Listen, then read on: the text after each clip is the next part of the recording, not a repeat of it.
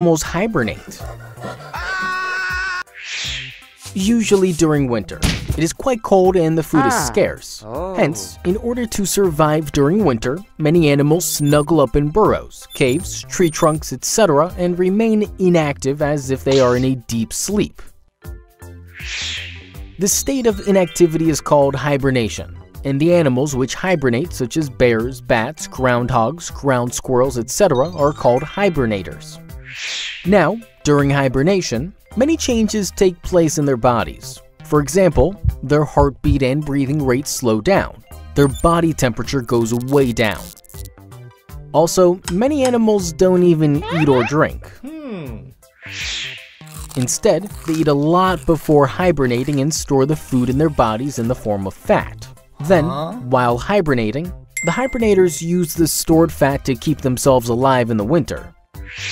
Depending on the species, some of them might not even urinate or defecate for days or weeks. Then, when winter is over and the climate is favorable, the hibernators wake up and perform their regular activities.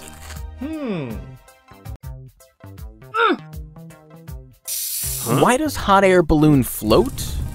'Cause it has invisible wings! No, it is because of density. Density is the measure of mass present per unit volume. Lesser the density, lighter will be the object. Now, density varies with temperature. Oh, dude, it is so complicated. Alright, I'll explain. When a hot air balloon is on ground, the air inside and outside the balloon is of same temperature and density. However, when we turn on the burner of the balloon, the air inside the balloon starts getting hot. The molecules of air move faster and spread apart, taking up more space. Hence, the air inside the balloon becomes less dense than the air outside. As less dense air is lighter, the hot air balloon rises and thus begins to float. Topic: Archimedes' principle. Why do we weigh less in water? Hey, looks like you have gained a lot of weight. Come on, let us check your weight.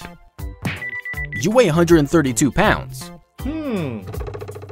Alright, don't get stressed. Check your weight in water.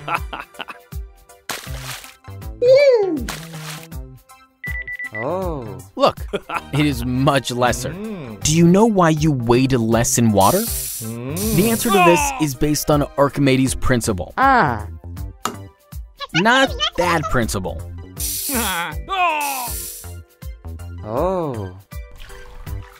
Archimedes' principle is a fundamental truth which states that an object fully or partly immersed in a fluid experiences an upward force called buoyant force, which is equal to the weight of the fluid displaced by it. It went over your head, right? No worries. Let me explain. Gravity always pulls us downwards.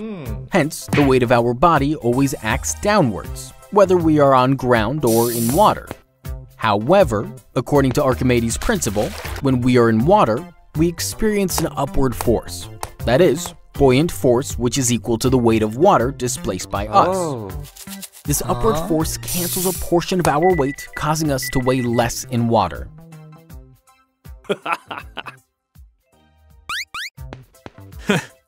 Why are flamingos pink?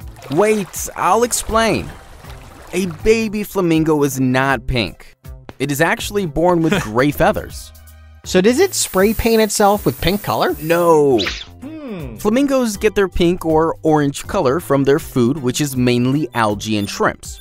These organisms contain carotenoids. Carotenoids are reddish-orange colored pigments. When a flamingo eats algae and shrimps, its liver extracts the colored pigments. The pigments are then absorbed by fats. These fats start depositing in the flamingo's growing feathers, which eventually cause the flamingo to turn pink or orange. Now, an interesting fact is that we also eat fruits that contain carotenoids, such as carrots, apricots, mangoes, etc. But we do not eat enough of these fruits for them to affect our skin color. What are tonsil stones? They are special stones used to make bowling balls. No. When we open our mouth wide enough and look at ourselves in a mirror, we can see a pair of palatine tonsils in our throat. These tonsils have crevices and holes called tonsillar crypts. Now, sometimes food particles, mucus, dead cells, and bacteria get collected in the crypts, and over time, the collected lumps begin to calcify. What does calcify mean? Wait, I'll explain. Calcification is the accumulation of calcium in a particular part of the body.